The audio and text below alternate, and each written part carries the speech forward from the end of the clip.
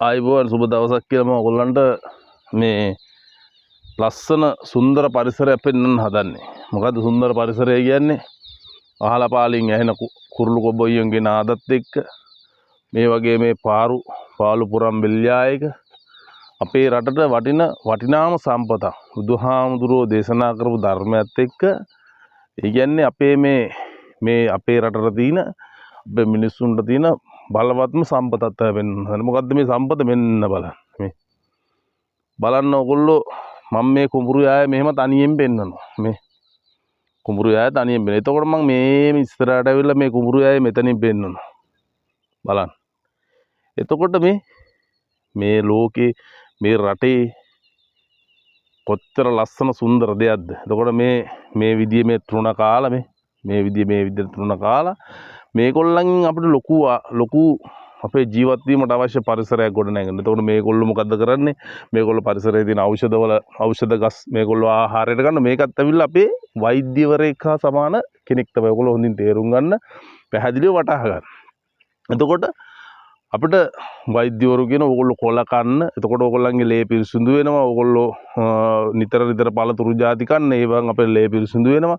එතකොට දැන් අපිට මෙතන තියෙනවා මෙන්න මෙහෙම දෙයක්. මොකද්ද මේ දේ? මේගොල්ලෝ මේ පරිසරයේ තියෙන සියලුම ශාක වර්ග ඒගොල්ලෝ කියන කෑමට සුදුසු ශාක වර්ග ඔක්කොම මේගොල්ලෝ ආහාරයට ගන්නවා.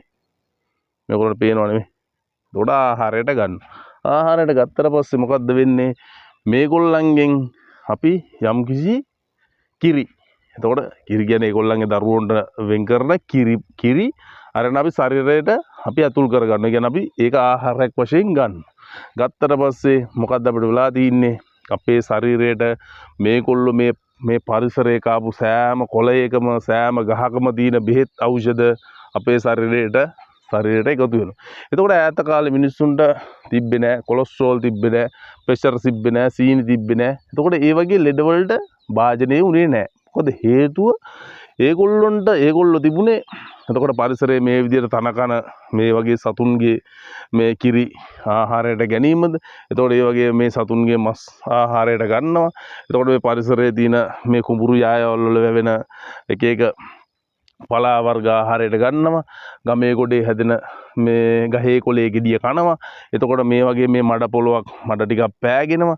වෙල් මාළුවෙක් එතකොට ආහාරයට ගන්නවා. එතකොට මොකද වෙන්නේ? එතකොට මේ පරිසරයේ සම්පූර්ණ මොකද්ද වෙන්නේ?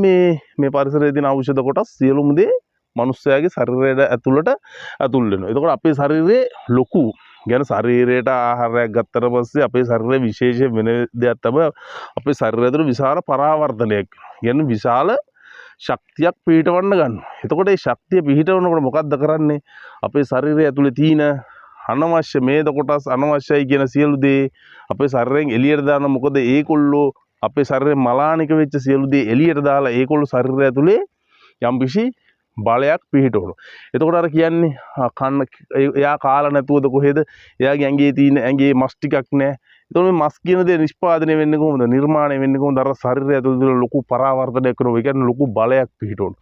එතකොට මේ බලයත් එක්ක මේ මාංශ පේශීන් පිපෙමින් මාංශ පේශීන් අතර යම්කිසි හිඩක් ගනිමින් මාංශ පේශීන් ශක්තිමත් වෙනවා. එතකොට ඒ වගේ අපේ ශරීරයට අනවශ්‍යයි කියන දේවල් ඒගොල්ලොන්ට මල මුත්‍රා වලින් දහඩිය වලින් එතකොට මේ ශරීරයේ නොයෙකුත් තැන් වලින් ඇස් වලින් කබ වලින් එතකොට මේ ශරීරේ පිට වෙන්න පටන් ගන්නවා. එතකොට එහෙම පිටවීමත් එක්ක මේ මිනිස්යා නිරෝගී වීමක් තමයි තියෙන්නේ. එතකොට අද වෙනකොට අපිට මොනවද කන්න තියෙන්නේ? අපි ගෑස් වලින් අපිට දැන් සාමාන්‍ය දල වශයෙන් අපි මේ උදාහරණයක් ගමු. මේ වගේ මේ විශාල මේ 70 ගාණක් දුර පේන මේ විශාල වනවදුලක ඒ කියන්නේ ගස් කොළන් අතරත් ලංකාවේ තියෙන කනාටු වෙච්ච ඒ වලන්ට පේනවනේ මේ වීඩියෝ එකට කහ පාටයි කියලා මේ කහ පාට කොළ පාට නෑනේ. කහ පාට තමයි පේන්නේ. ඒතකොට කහ පාට පේනු කියන්නේ මේ පරිසරයේ ගස්වල කිසිම මේ අර පෝෂණදායී තත්ත්වයක් නැහැ. ගස් මලානික වෙමින් තමයි තියෙන්නේ. එතකොට එහෙම රටක අද ඇමරිකාව ඩොනල්ඩ් ට්‍රම්ප් ගහ ගන්නවා. එතකොට ඊශ්‍රායලෙන් ගහ ගන්නවා. ඉරාකෙන් ගහ ගන්නවා. මැද පෙරදිග රටවල් ගහ ගන්නවා. එතකොට ඒ ගහ ගන්නකොට අපිට මොකද වුනේ? අපේ ගෙදර ලිපවත් පත්තු කරන්න විදියක් නැති වුණා.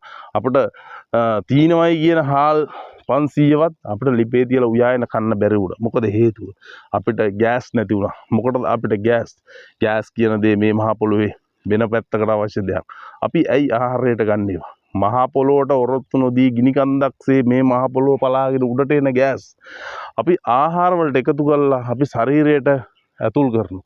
අපේ මේ පුංචි ශරීරය ඇතුලේ යම්කිසි පීඩනයක් තියෙනවා, බලයක් තියෙනවා මේ සබහාදාම වගේ. එතකොට ඒ සබහාදාම වගේ බලයක් තියෙන එතන අපිට මේ මහා පොළොවට ඔරොත්තු දෙන ගෑස් වලින් අපි ආහාර ව්‍යායන කෑවට පස්සේ අපේ ශරීරයට ඒක විශාල විසක් පීඩනයක් බලයක්. එතකොට මොකද වෙන්නේ? අපේ ශරීරයට දැවිල්ල ඇති වෙනවා.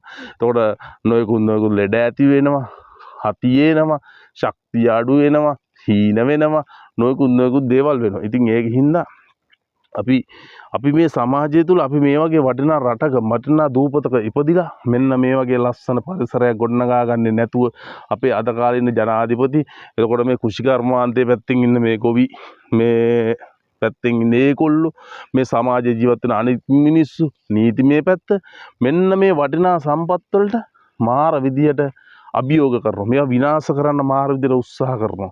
එතකොට මේ දේවල් වෙන රටවල් වේගයෙන් වර්ධනය කරන්න උත්සාහ කරනවා. ඒ මිනිස්සුන්ට මේ වගේ තනකොළ ගහක් දකින්න නැතුව ඒ මිනිස්සු ඒවා ඒ රටවල් වල පිට රටවල් වලින් මේ තනකොළ ගෙනල්ලා මේව කරනවා. නමුත් අපිට මොකක්ද වෙලා තින්නේ? අපි මෙන්න මේ වටිනා සම්පත මේ මී ගවයා එළ ගවයා ගව සම්පත මේ ලෝකෙ බුදුහාමුදුරුවෝ පෙන්වලා දෙන එකම සම්පත මොකද්ද? ගව සම්පත. බලන්න ගවයින් අතරින් කොක්කු ගමන් කරනවා. මොනතරම් පරිසරයේ ලස්සනද? මොනතරම් පරිසරයේ ක්‍රියාශීලීද? මොනතරම් පරිසරයේ බල සම්පන්නද? එතකොට මේ අපිට රට පිට රටින් අපි තනකොළ කපන මැෂින් ගේනවා. මැෂින් වලින් කපලා වීසි කරනවා. අපි ඒ රටවල් වලට ඒ තනකොළ කපලත් අපි යම් මුදලක් ගෙවනවා. එතකොට දැන් මේගොල්ලොත් අපිට මේ පරිසරයේ තනකොළ කපන මැෂින් තමයි. එතකොට මේගොල්ලෝ තනකොළ කැපුවම අපි මේ තනකොළ ගහෙන් අපිටත් යම් කිසි පෝෂණයක් එනවා. අපිට යම් කිසි ශක්තියක් එනවා. සබහාදාමේ මාර අලංකාරත්වයක් එනවා. ඉතින් එතකොට මේ තනකොළ ටික නැවත අපිට පෝර වශයෙන් එනවා. පෝර වශයෙන් ඇවිල්ලා අපි තවත් ශාකයකට මේක එකතු කරනවා. එතකොට එකතු කර මේක ආහාර දාමයක් වගේ වෙනවා. ඉතින් අපේ රටේ තියෙන මේ තනකොළ අපේ රටේ වැවෙන මේ තනකොළ වලින් පුළුවන් ඩොනල්ඩ් ට්‍රම්ප්ට වඩා ගැම්මකට එන්න, ඩොනල්ඩ් ට්‍රම්ප්ට වඩා තැනකට එන්න පුළුවන්. මම මේ ළඟදී හයිවේ එක දිගේ ගියා. හයිවේ එක දිගේ යනකොට හයිවේ එක දින දෙපැත්තේ තනකොළ අරගෙන වියරලා ඒවා මේ ලංකාවේ ෆාම් එකකට කියන්නේ හොඳ ලොකු ෆාම් එකක් කරන්න. රජයෙන් හෝ පෞද්ගලික ෆාම් එකක් කරන්න තනකොළ දින තන පිට්ටනියක් වගේ. එතකොට මේ රටේ පාලකයන්ට බුද්ධියක් තියෙනවා නම් දැනුමක් තියෙනවා නම් මොකද්ද කරන්න ඕන? ඒ තනකොළ වලින් අපි කොහේ හරි තැනක ෆාම් එකක් කරනවා. එතකොට හරක් 100ක්යි 500ක් කනකොට කිරි ලීටරේ ගානේ ආව කිරි ලීටර 500ක් එනවා. එතකොට ඒ කිරි ලීටර 500ම අර පාර නඩත්තුවෙන් එන්නේ. එතකොට පැටව 500ක් එනවා. ඒ පාර නඩත්තුවෙන් එන්නේ. එතකොට ඒ ගොම ටොන් ගාණක් එනවා. ඔක්කොම එන්න පාර නඩත්තුවෙන්. එතකොට ඒ ගොම කොටු වලට යනවා. ඒ කොටු වලින් මේ යම් කිසි එළවලු වෙනවා. ඒත් එන්නේ පාර නඩත්තුවෙන්. නමුත් අර මැෂින් දාගෙන කපලා මොකද්ද කරන්න? විනාශ කරලා වීසි කරනවා. ලක්ෂ ගාණක් වියදම් කරලා. එතකොට මේ සල්ලි නවත්තන්න පුළුවන්. මේ රට ඩොනල්ඩ් ට්‍රම්ප්ට වඩා උඩ ගන්න පුළුවන්. රටේ පාලකයින්ට දැනුමක් විතරයි අවශ්‍ය. දෙන්න අපිට අපේ මනසේ තියෙන දේවල් ගන්න. අපේ මනසේ තියෙන දැනුම කවුරුරි ගන්න නැත්නම් ඉදිරි කාලේ යනු ලංකාව හිඟා කාලා දුක් විඳින රටක්. මොනතරම් කන්න තිබ්බත් කෑම වේලක් බටර් දා ගන්න බැරුව මොනතරම් බලවතුන් ඉන්දියන් ඔය කිසිම බලවතෙකුට බේර ගන්න බැරි මොනතරම් ශක්තියෙන් මොනතරම් මේ මිනිස්සු ඉන්දියන් ඒ කිසි කෙනෙකුට උත්තර හොයන්න බැරි ප්‍රශ්නකට ඉදිරි කාලේ මුහුණ දෙන්න ඕනේ. ඉතින් ඒකින්ද මේ හයිවේ මේ වගේ මේ තනබිම් මේ වගේ තනකොළ මේ තනකොළ සාම පිට රටවල් වලට දුන්නත් අපිට තෙල් වලට වඩා සල්ලි ගන්නවා. අපිට වියදමක් නැහැ. අපේ රට ස්වයංපෝෂිතයි. අපේ රට හොඳ ජල උල්පත් ගමන් කරන බොහොම පැහැදිලි වතුරක් තියෙන රටක්. එතකොට මේවා තියෙන තනකොළ අපි ඒ අතර හැරියත් අපිට ඒ තෙලුත් අරගෙන කෑමත් අරගෙන අපිට ඒත් තව ඉතුරුත් වෙනවා. ඉතින් ඒකින්ද අපිට මේ මහන්සියක් නැතුව ජීවත් වෙන්න පුළුවන් රටක අපි ඉපදිලා ඇයි අපි තව කෙනෙකුට අතපහන්නේ? අපි සදාකාලික අතපෑමද? එතකොට අපේ රටේ අද ජීවත් වෙන සියලු දෙනා මොකද්ද කරන්නේ? තව කෙනෙකුගේ අතපාලා, තව කෙනෙකුගෙන් හිඟමන් යදලා, තව කෙනෙකුගෙන් ඉල්ලගෙන කනවා කියන ජීවිතේ තමයි ජීවත් වෙන්නේ. ඉතින් ඒකින්ද මේ ජීවිතේ අපිට කිසිසේත් නොගැලපෙන හින්දා මේ ජීවිතේ වෙනස් කරන්න ඕනේ. ඒකින්ද මම මේ වීඩියෝ එක බලනවා නම් මගේ මේ වීඩියෝ කවුරුහරි බලනවා නම් මේ වීඩියෝ වල අර්ථ හොඳට දැනගෙන මේ වීඩියෝ වල තියෙන වටිනාකම දැනගෙන තව අතර ෂෙයා කරලා උදව් කරන්න. එතකොට මම මේ රටේ මේ ලෝකේ ඉදිරියට වෙන ගොඩාක් දේවල් ඕගොල්ලන්ට පැහැදිලි කරලා දෙන්නම්. තෙරුවන් සරණයි.